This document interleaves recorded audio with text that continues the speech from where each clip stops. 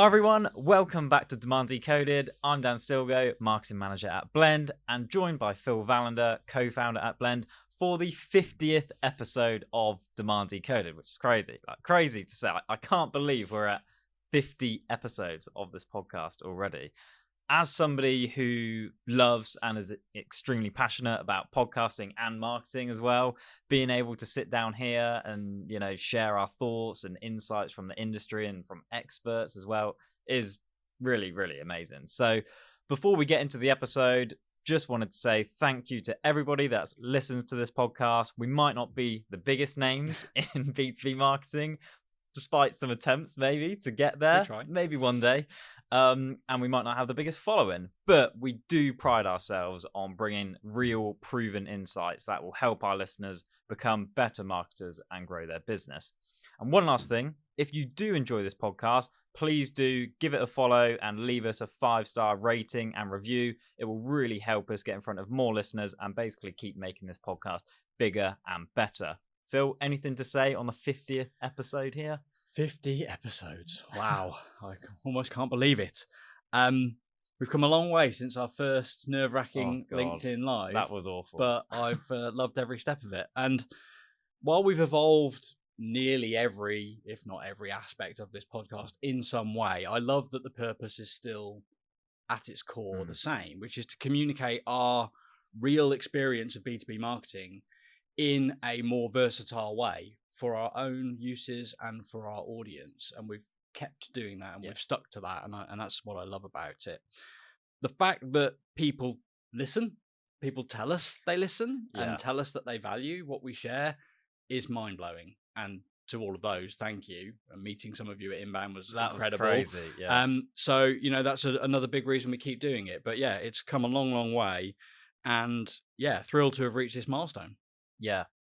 I do remember at Inbound having those, few people that did come up to us and say, "Oh, I listened to Demand Decoded, the podcast," and it's amazing. It is amazing. So yeah, we love doing it, and this year's going to be bigger and better. Way more episodes every single week. So really, just looking forward to smashing out more content and bringing everyone more insights. Let's do it. This podcast is brought to you by Blend. We're a B2B website and demand generation agency. We work with ambitious businesses just like yours to create and execute effective demand generation strategies that drive pipeline for your business. We also recognize that your website is the most important asset you have in marketing. So we specialize in building scalable websites on HubSpot that convert the demand that you've created. If you want to find out more about our services and see real results that we've generated for businesses, visit blendb2b.com. So, with all of that heartfelt fluff out of the way, we thought what better way to mark the 50th episode than to look back at everything we've shared on this podcast so far and to cover what really works in B2B demand generation. And I'll kick things off here because people might be expecting some tactics, some strategies to come out of this that I'm going to pinpoint and say, SEO works, LinkedIn works, this works, that works. But actually, what I really want to say here is that I think what I've learned over these past 50 episodes is that anything can work in demand generation, anything at all. There's no particular tactic that is dead or obsolete to a business. It just all depends on your business and your marketing organization's particular scenario.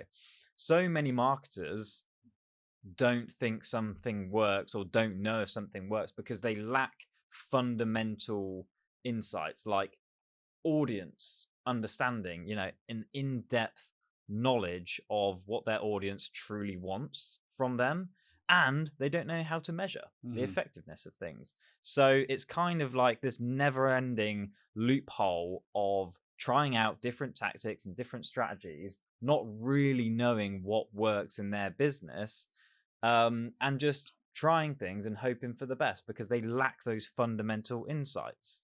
Yeah. So anything can work. Yeah. Well, like what works for you, for your business is a product of who you're selling to and what you're selling to them. And that should be a major guiding light for you, right? Because too many marketers do things, conduct their activity like detached from what their buyer really does, Yeah. wants, reacts to. All of the data they have at their disposal often tells them nothing about the way their buyers really buy and what they prefer. And in some cases tells them the exact opposite of what's happening and what works. And so marketers need to, before anything else, before choosing tactics, before choosing strategies, need to kind of get out of the weeds, get out of the fog that exists around marketing measurement and around marketing strategy, and kind of elevate their thinking to what is it our buyer wants and responds to. And that's probably already revealed if you look in the right places, if you look at the right data, and if you measure in the right way. It's not a secret, it's not a mystery, but until you get to grips with it, you can't really tell what will work, what won't work, what you should optimize, what you should stop, what you should can, within your marketing, within your go-to-market approach. Yeah. The thing is, in terms of what works in demand generation, your audience will be able to tell you what works. Okay, not explicitly, oh, if you market to me like this, then I will buy from you. They're obviously not going to come out and say something like that, but they hold the insight. They hold all of the keys to what you should be doing in marketing. The problem is, marketing are often so detached from the customer that they never get to reveal those insights themselves, and they never actually truly understand their audience and their customers. Like, you've got sales and customer success teams which are talking to potential buyers and customers every single day, in-depth calls, but a lot of these insights are just never given to marketing, or they're given to marketing in a distilled down different version that might suit an agenda, of those particular functions, and it's not truly what the buyer is saying. So there are lots of ways that marketers can gather these insights, whether it's, just talking to those teams and getting it from them, or getting call recordings like from sales teams and customer success teams, etc. Or, you go a step further and do some sort of market research using Winter or GWI to get a larger sample size of data with specific questions and insights. But the fundamental thing here is just understand your audience, understand what truly matters for them, and the channels that they use to research, the things that they care about when they buy. Use all of those insights to fuel the strategies and tactics and things you're going to try, basically, like to fuel your strategy. Yeah, I think if you identify and understand the behaviors of your buyers and the way that they really want to buy and do buy today, then it can address a lot of challenges that marketers face, because it's the ultimate truth around which to optimize. But nevertheless, I think another factor that's worth considering for marketers that are trying to make their marketing work better for their business is the stage, size, and maturity of their company versus the go-to-market playbook that they're trying to implement, and the cost of the machine that it requires to make certain strategies work. You've correctly said anything can work. By anything, we mean any logical marketing strategy. Outbound sales can work, intent data can work, etc., etc., etc. But the cost of the machine and the time it takes to make some of those systems work, is wholly incompatible, I think, with a lot of SMEs' situation today, and with the external environment they find themselves in. When businesses that are successful and thriving on those models first implemented them, they were very different businesses in a very different economy, and if they were to design a business today to achieve the results they need to achieve, they probably wouldn't put really inefficient, high activity, low ROI strategies like mass cold calling, huge amounts of emailing, etc., at the heart of it, right? Because the money that it takes to see that through for long enough to drive a return on investment is massive. So I think an important sort of challenge to pose themselves for marketers is, what's the right set of strategies for my business, not emulating the models of bigger businesses that couldn't and wouldn't implement those strategies today if they were in your position. Yeah. My favorite example here is probably HubSpot. like we love HubSpot as a business. We're a HubSpot partner. Like its product is absolutely incredible, Yep. and its marketing like is brilliant as well. But when HubSpot first, really started to go to market in like the early 2010s, their approach was primarily, inbound marketing with a lot of lead generation in there and outbound as well.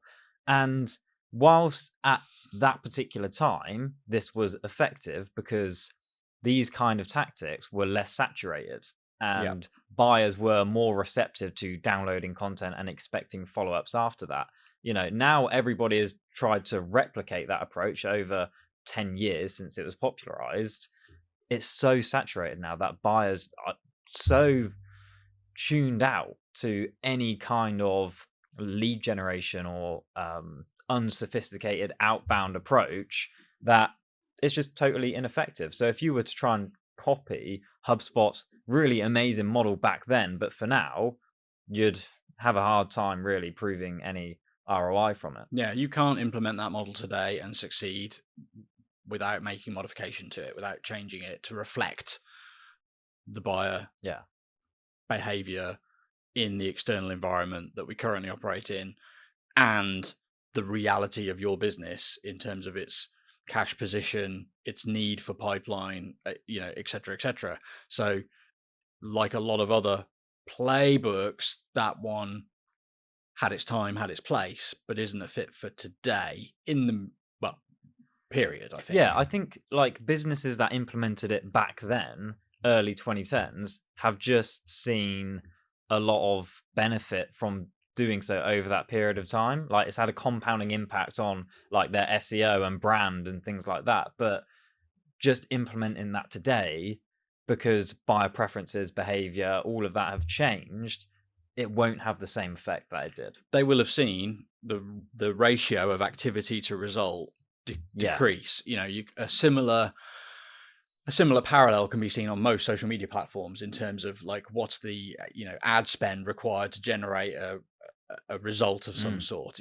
It's decreasing, as in the efficiency is decreasing because more and more people are adopting, saturating and mastering those channels. So when businesses have successful outbound prospecting engines, the number of activities they have to do to generate a result, be it a meeting booked or a pipeline, opportunity created, will have increased. Mm-hmm. The ratio will have increased, and the efficiency will have got worse. But they've baked in success off the back of that model. They've baked in, the ability to fund it, scale it, deliver against it.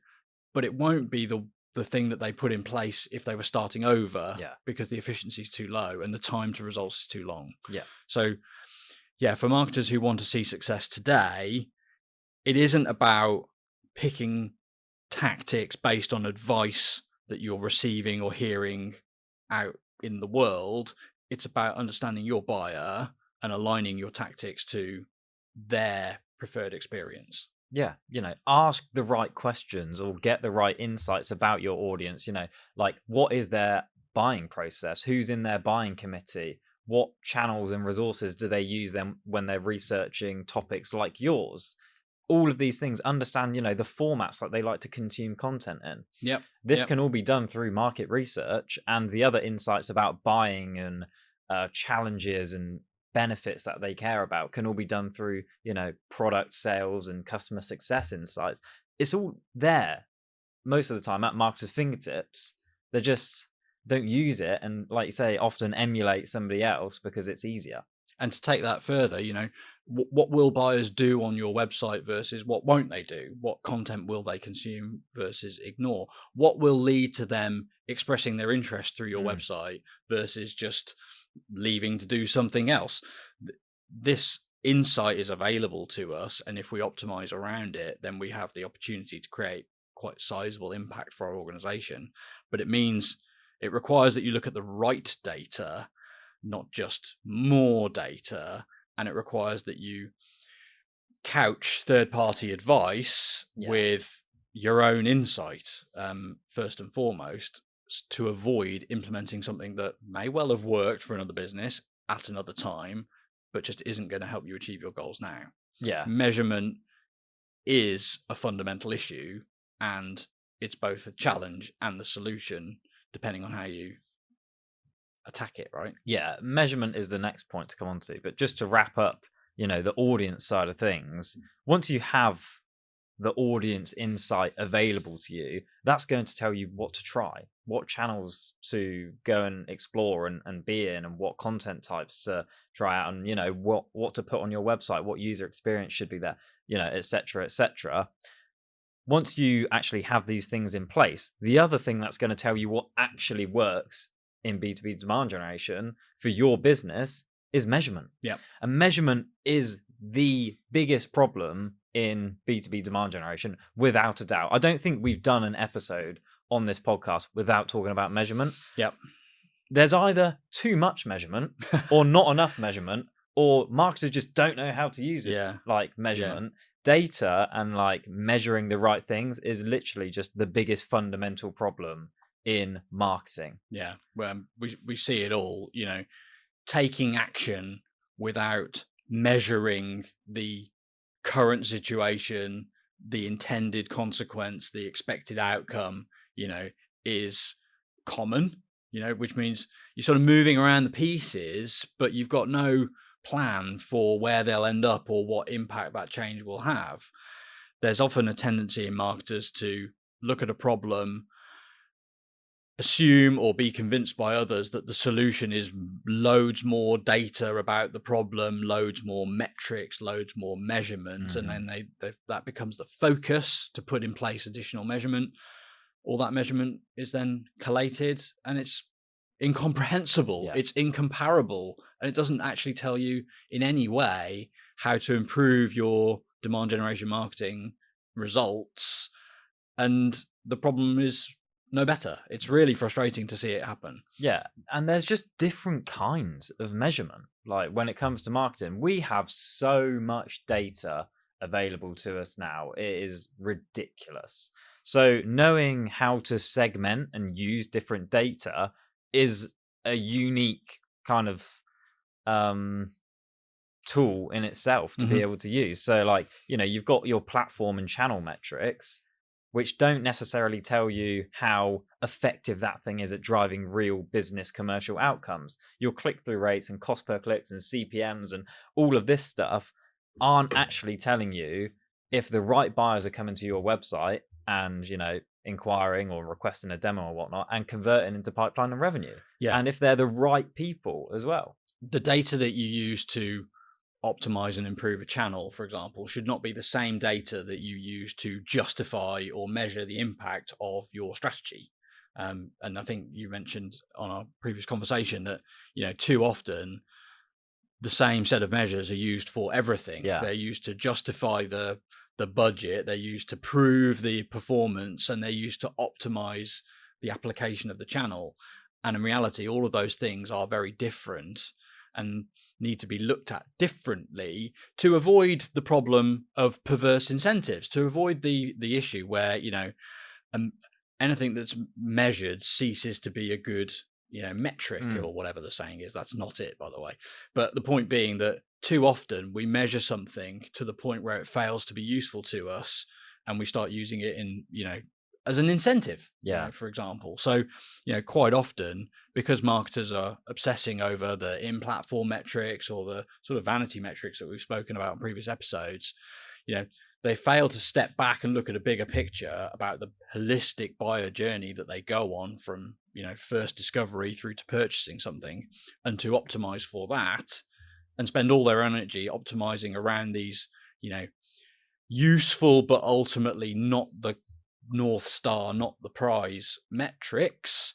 And that, I think, has two consequences. One is, well, a lot of misguided spend in the first place, potentially, but also this pattern that I see talked about more and more now, which is where marketers are not trusted by their organization in the same way that they should be, because CEOs can't see and don't believe the revenue impact they're having, because what they're being reported is click rates, impressions, likes, follows, and a scattered array of disconnected metrics, which are very important and useful in marketing, but not the reason to do marketing. Yeah, I totally agree with that. And I have slammed on vanity metrics before, but now when I think about it, like metrics aren't they're vanity metrics when they're used the wrong way. Yes. Like a metric on its own being looked at isn't a vanity metric. What makes it vanity is when you serve it in the wrong context. Yeah, and call it success. Exactly. You know, if I take LinkedIn for example, in LinkedIn ads, you've got things like click-through rates and average view time, or view completion rate on videos and dwell time on ads. And all of these things are really interesting insights to design new ad creative and change up your campaigns for, better results. But those metrics, you know, are not to be used in front of a board or management or whatever it may be. They're like marketing insights. Yeah. They're not commercial objectives and aren't going to tell you if that channel is truly having a business impact or not. Or in the website area, for example, bounce rate. There you go. I reduced bounce rate by 20%.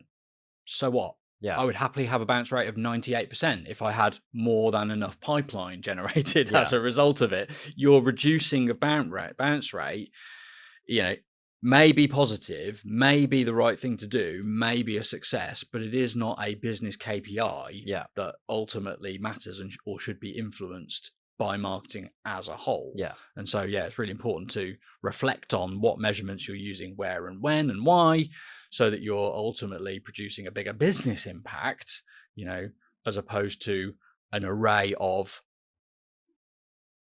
less valuable impacts that ultimately one day will be your undoing in terms of, can I have more budget, your seat at the table, and the trust that you have in the C-suite ultimately. Yeah. I think, to give some advice here, I suppose, when it comes to measurement, because we kind of suggested how you might be able to gather some audience insights. Once you start running those particular campaigns or strategy, I suppose strategy we're talking about here, once you implement those audience insights into your strategy and have these things running, we've kind of told you what you shouldn't be looking at and what you should be looking at in terms of measurement. But I think just to clear that up, the main things that I would look for when it comes to measuring what's truly working for us or another business that we're working with is you've got some in-platform insights from conversion tracking in terms of ads and stuff like that. So how many people are seeing or viewing your ads and going through onto your website and completing a high intent form? Really important signal to understand how many buyers are actually coming to your website. Yep. And converting on there. Then, of course, you've got self-reported attribution. Buyers coming onto your website, inquiring or booking a demo or signing up for a free trial and telling you exactly how they heard about you. So if the things that you start doing, like LinkedIn, like a podcast, whatever it may be, and buyers aren't telling you that they heard about you through those sources, it may be that they're not having the influence that you thought they might be. Right. It's really crucial to measurement is very, very valuable. And yet, ironically, it doesn't change anything. You don't need these measurements necessarily to do the right marketing, because they simply tell you what is true already when you use things like self-reported attribution, when you measure the buyer's journey, the real buyer's journey. But measurement of these things is so useful to identify the correct strategies to optimize around and to turn away and to turn down the noise around things that are conventionally very talked up but may not work in your situation or for your business. Because ultimately there's a lot of people out there who profit and benefit when you apply their thinking, regardless of whether you succeed or not. Yeah. And so the way you measure and what you measure is crucial for determining what will produce your success, when you apply it, as opposed to the success of others at your expense. Yeah. So those first two ones were specific to marketing. And then you've got the bigger picture measurement in terms of like pipeline sources. So within this, you will probably have like website or event and those things that are actually contributing to pipeline. Mm-hmm. Within that, you should also have the sales sources as well. So outbound or partner, whatever it may be. For sure. And then at a larger and more holistic level, you can see what are our broad stroke and best sources of pipeline. What convert into closed won revenue at the highest rate? It's probably going to be your website in most cases. Yeah. Then ROI. How many marketers actually report on ROI? Yeah, Even or cost per customer. even broad stroke, right? Yeah, cost. Like how many marketers are truly saying this is how much we spent overall on marketing, and this is the return on closed won revenue? Yeah. Not many people are looking at that. No, and even those that do, potentially are only reporting part of their cost. Yeah. Ad spend, for example, or discretionary marketing spend, not overlooking headcount, resource, agency, etc., etc. It's important to look at the real cost, and all of this can lead to some quite shocking revelations. And nothing we say can make that any easier. But ultimately, it's so important that marketers go through this process of realization. For a lot of businesses, the bulk of their marketing investment is having little to no direct impact on pipeline. Yeah, that's the sad truth. But you can only begin to change that when you recognize and acknowledge that problem and you start to identify the solutions. Something else that marketers need to do once they've aligned measurement more closely to the real business impact they want to drive, in addition to marketing metrics that help them optimize their channels and tactics, is trust their own data. So often I see marketers trusting the opinions of third parties, who again have succeeded in different times, in different ways, with different businesses, or profit when you use their approach as opposed to any other approach. The way your buyers buy today is probably revealed in your data, if you look at the right data, and it's not going to change overnight, no matter what you apply. And so you need to trust what your data is telling you about your buyers and optimize around it, as opposed to trust that what someone else is telling you should be true, even if your data tells you the exact opposite. And I see that night and day difference. I saw it in our own data, first and foremost, 2017, 2016, I don't know when, and we see it over and over again. The performance of marketing channels, of buyers, of pipeline tells us this. The voices online tell us this. And there is a real battle going on in the minds and hearts of marketers as to who to trust. Yeah. But trust yourselves and trust your information first, and use it to cross-reference third-party information, data, and recommendations. Don't do it the other way around. Yeah. And this leads to another issue where marketers are looking at some data which is telling them, we're not generating any pipeline from this channel. Revenue is really poor. ROI is absolutely abysmal. This channel, this strategy, tactic, whatever it may be, is not working for us, despite pumping a load of money into it. Yeah. And yet influencers outside of this, vendors, analysts, personalities on LinkedIn, whatever it may be, are saying this thing is really working for them. So it leads to marketers never turning stuff off. Yeah. Marketers will kind of run Google ads and LinkedIn ads and, content syndication and all of these things forever. They just keep on going with it because somebody's telling them it's working for their business in their situation, yet their own data is telling them that this thing is not working. But I also think there is probably a bit of pressure on us as marketers to get things right. Yeah. To always be right. We've got so much data at our fingertips. We've got so many different successful people and businesses telling us what to do. How could you possibly get that wrong? How could you spend that money and get nothing back from it? But it happens. You have to try things and go, as long as you're doing things for the right reason, because you're going off of audience insight and what your buyers are telling you, then ultimately you have to test these things and see what the result is. Yeah. Be prepared to test and fail. Marketers are encouraged to test and fail, and yet I think always expected to be right all the time, because to spend money on a channel, on an experiment, and then to turn it off is so often perceived as unacceptable failure, but it is necessary. But it's also, I think you can't go wrong putting more money where it's already working and using that as a foundation upon which to test. Yeah. When everything you do is a test and you hope that it will work, you're in a really bad spot as a marketer. And you've probably trusted the voices of, social media and of vendors too much. because you're giving them a lot of money and not getting anything back for yourself. Yeah. But if you look at what's really happening, as I said, the way your buyers buy today is the way they will buy tomorrow, most likely. And you put more of your budget behind what produces those outcomes, then you're in a much, much better place. You can't go wrong generating more of what's already working, but you can put yourself in a position to truly test and be able to turn off experiments when they have run their course and when you do know that they're not going to deliver their result for you.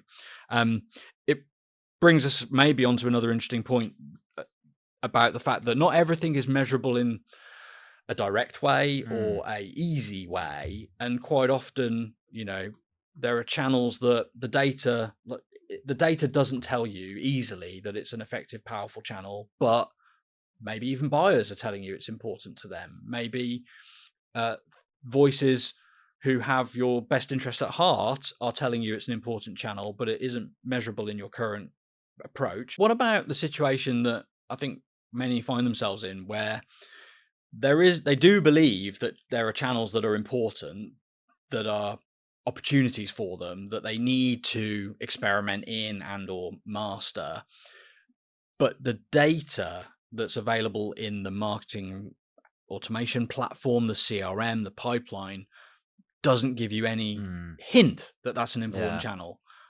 What are your thoughts and tips for marketers that are in that position? Yeah, well, if you're running strategies or, putting budget and resources into particular channels, as long as you've done that for the right reasons through buyer research and what your audience has truly told you, then you probably are onto the right thing. On that point, though, I do think occasionally marketers can take insight from one or two customers and what they've said and go headfirst into that. Yeah. Where, the main cohort of buyers believe and use and think something entirely different. Right. So firstly, when it comes to establishing what channels you're going to use, what strategies you're going to deploy, take a holistic approach to what your audience is actually telling you. Use a wide range of data and signals to tell you what the right things are to use. Don't just go off of what one customer has told you, because they don't reflect your entire audience and your ICP. But if you've done all that and you're running strategies based on real audience insight, then usually it's a problem with the strategy when it comes down to how you're executing on that particular channel or doing that particular tactic. And I think when it comes to that point of view, if you're in your CRM and looking at, pipeline and closed won data, and you're not seeing anything associated with these channels or these efforts, then it's a case of working your way back through the measurements to get to the more tactical things to say, okay, from a vanity metric approach or a more specific channel metric insight, why isn't this thing working? Like, is the click-through rate really poor, for example? Are our cost per clicks through the roof? Is the audience we're targeting totally wrong? And, usually within that, as long as the channel is right for you and your business, then it's probably a strategy problem with that particular channel. Yeah. The most effective marketing today isn't necessarily measurable in the conventional ways, right? Otherwise, we've come to sort of rely upon performance-based ways. So to some degree, marketing is and always has been intuition, that you need to use audience insights, self-reported attribution, which can be a useful way to gather some incremental confirmation that the channels you're optimizing for that don't produce trackable, measurable interactions are powerful and relevant in the buyer's journey. Audience insights, your intuition, self-reported attribution, and your pipeline performance. Saying that might sound completely at odds with this idea that marketing needs to be more revenue focused and business KPI focused, but I don't think that's the case. I think actually they mutually support one another. It's when you get obsessed with the misguiding data in the middle that you lose your power. Yeah. If you talk to your business and you optimize your marketing in terms of revenue, it affords you the opportunity to be much more intuitive with where you put your content, where you put your time and your money based on your buyer insights, because you're less beholden to the measurements and KPIs and metrics that are in between those two phases. Ultimately, marketers are responsible for a budget.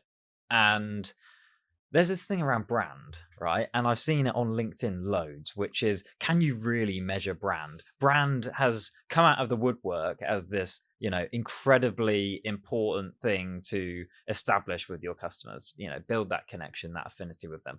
And I don't think it's wrong at all. It's totally right, but it's given more weight now than it ever has been. Like, there is so much emphasis on, being the brand that your ICP wants to use. And so often people say, it's not possible to measure these things because it's brand awareness and we're just making sure people, know who we are. But I'm not sure I jive with that, to be honest. If you're investing in something in marketing and you can't prove a return on that, that's not good enough. I think this comes back to the stage of company discussion again, and certain things make sense at different sizes and are only really possible and permissible at different sizes. So when you're an SME trying to achieve scale, you don't have any room for brand marketing that isn't connected to pipeline, I don't think. The good news for those marketers is that, in my view, demand generation marketing is brand activated. So the brand discussion is usually countered with, well, what marketing is brand and what marketing is activation? And when people hear brand, they instantly think about ambitious, sort of disconnected, bold brand activity, the likes of which can't be measured and can't produce a direct pipeline impact ever. But the likelihood is that's not what people are talking about. A lot of the time when people say brand, they simply mean marketing that doesn't have conversion-based optimization built into it. Good and point. Demand generation, anytime you put your opinion, your point of view, your message out there in a way that isn't asking for anything back from your buyer until they're ready, that's brand for me. That is getting your brand into the minds of and in front of your ideal customer without asking for anything back. The beautiful thing about demand generation, and particularly inbound demand generation, is that it connects the dots between that step in the process and every other step in the process into your pipeline. Hence why I say demand generation is brand activated. It's brand marketing done with a purpose, but it isn't measured in the way that performance-based marketing is, and therefore it doesn't have the same counter positive impacts on the buyer mindset and psychology. So it is brand marketing. Now, when you're 100 million ARR and you've got marketing budget, falling out of your pockets, then you might look at brand in a different way. And you might say, in order to reduce our cost per customer, we want to do something that gets our brand into the minds of, everybody in our market, the 95% of people that are not buying, and every single one of them. And you might do something crazy. You might do billboards like MailChimp did. You might wrap trams like HubSpot did in Australia. You might do crazy stuff, but you've got no place doing that if you're an SME trying to build pipeline. But you also don't need to do that, right? Yeah, you don't. But I think that was probably a good point to end on for this particular section. Because we've covered... So I just want to loop back really to the start, which is we're covering the topic, what really works in B2B demand generation. And, we've kind of said when it comes to what works, your audience and your buyers and your customers will tell you what things to try and what should inform your strategy. And the measurement that you have in place will tell you if these things are working to drive real business outcomes. So, their audience and measurement are the two things really that you should take into consideration when you think about what really works for B2B demand generation in your business. And trust those things and don't do the exact opposite, expecting a great result. The last thing I want to touch on though, Phil, is the kind of evolution that we're now in B2B marketing and how marketers really need to be alive to these changes in the industry.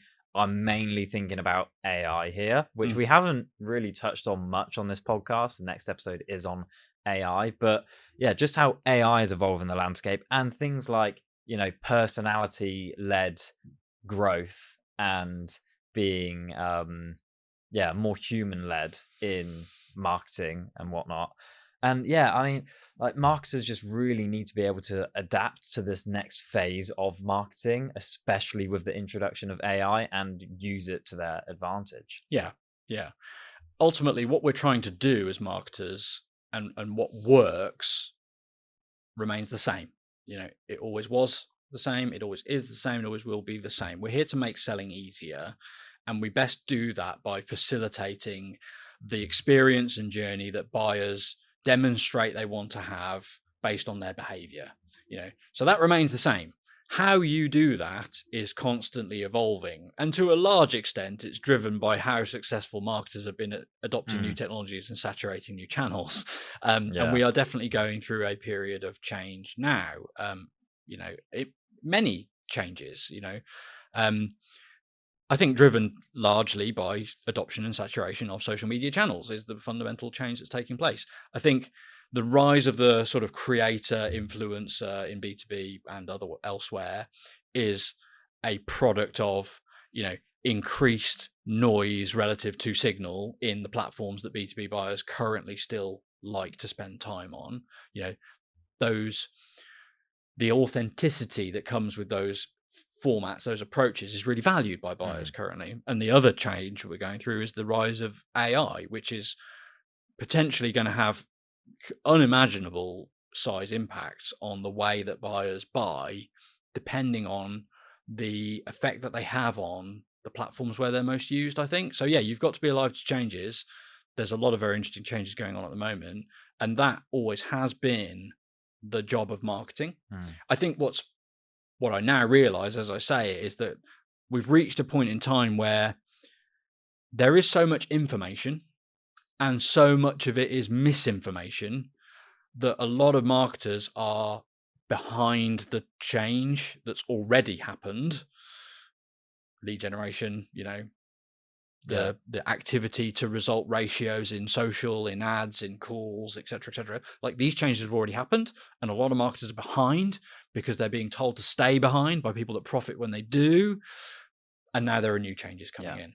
Their impact is yet to be seen. Yeah, I think I was listening to Dave Gerhardt's podcast, and he likened this rise of AI to the introduction of the internet. And I really agree with his point, which is that the marketers and businesses that didn't lean into the internet were left behind. Yeah. And I truly think the marketers and businesses that don't lean into AI and its capabilities of making everything more efficient, and they don't become the strategist and user of AI, like, they will be left behind. And marketers that don't try and figure out the best ways to use AI in their business and their process and their content creation, all of these things will be replaced by it.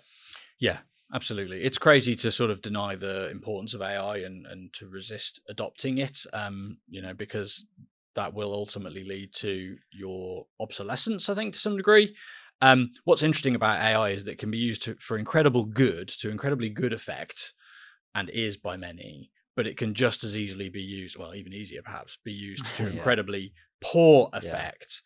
A connection of mine on LinkedIn, Clemens Lepers, said something I thought was very insightful, which is whether you used AI to create a piece of content or a piece of creative is not the important element. It's the intent behind it and the end product, right? We've already proven that we can create great quality content using AI as a part of the process. Content that is equal to, if not better than, content we could create before. It has not changed our approach, our philosophy, our mindset, or the quality standards we hold ourselves to. But there are lots of people out there. We're seeing huge amounts of spam around tools that help you create spam, on the rise. The thing that interests me is the effect that has on the platforms we currently use to reach buyers, as it potentially erodes their patience for those platforms. So I think where we do marketing will change, where we reach buyers will change, because AI will disrupt the platforms that we currently use. Just like search has already been disrupted, its role in the purchase path, in the buyer journey, has changed. social, the current social media landscape and its role in the buyer's journey, I think will have to change, because too many people will use AI to poor levels and it will create too much noise around the signal. But we can still use AI to great effect wherever it becomes sensible to do so. And again, buyer insights will tell you where that is. Proper measurement will tell you how effective it's being, and you can win doing that. Yeah, I think B2B marketing is changing and will change rapidly, like faster than ever. The channels that we use right now to reach our audience will change. The effectiveness of those will change. How you use AI in your processes, in your content creation, will have an impact on this. But fundamentally, if you have that deep understanding of your audience and your ICP and what matters to them and how they're gathering information and how they want to buy, if you just use those insights to inform your strategy, then you'll adapt and you'll be able to do the right things. You should never be in any doubt about what the right things to do are. I think what a lot of marketers wish is that advice from third parties could make marketing easy, like make generating new customers easy. I don't think it ever will or can. It's just too much of a complicated system that we operate in. But marketing can be simple, as in knowing what your buyers want, what they trust, where they go, who they talk to, can make choosing how you market to them very simple. Yeah. Although it might not make it easy. Yeah, cool. All right. Well, I think that's probably a good place to wrap up there. I suppose, sorry to the audience that thought that was going to be an episode where we were going to say exactly, which channels, tactics, and strategies to use, because, we can't do that fundamentally. Although we do spend a lot of time on this podcast talking about, channels and more tactical things that work broadly in B2B marketing. When you're thinking about what really works, the main thing is to look at your own insights.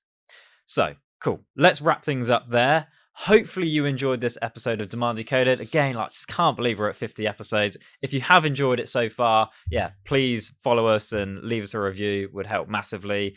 And thanks for tuning in, and we will catch you next time. Bye, everyone. Take care.